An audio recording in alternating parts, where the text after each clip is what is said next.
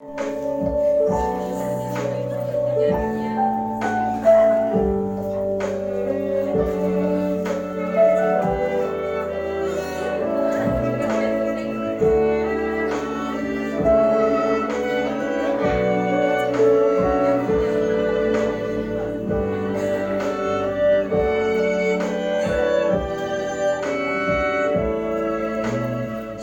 thánh khiết, Chúa cứu rỗi, Chúa yêu thương con đời đời.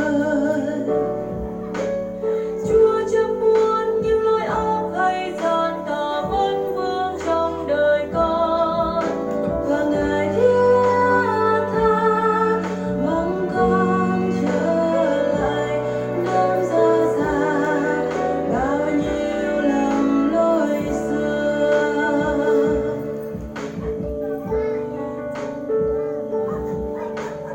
Chúa thánh khiết, Chúa cứu rỗi, Chúa yêu thương con đời đời. Chúa chẳng muốn những lối ác hay gian tà vẫn vương trong đời con, và Ngài thiết tha mong con trở lại đem ra xa bao nhiêu lầm lỗi xưa. Chúa tụng danh Đức Chúa Trời là đấng thứ tha tội lỗi con.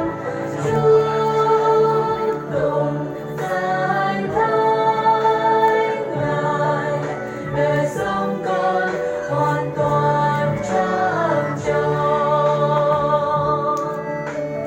Chúa tụng danh Đức Chúa Trời là đấng thứ tha tội lỗi con.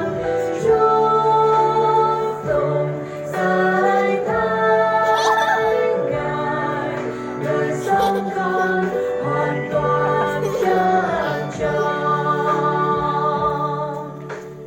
Chúa tụng danh Đức Chúa Trời là đấng thứ tha tội lỗi con.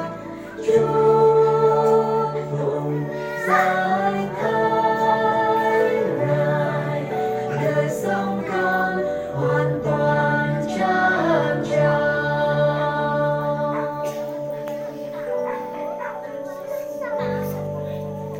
Chúa thánh khiết, Chúa cứu rỗi, Chúa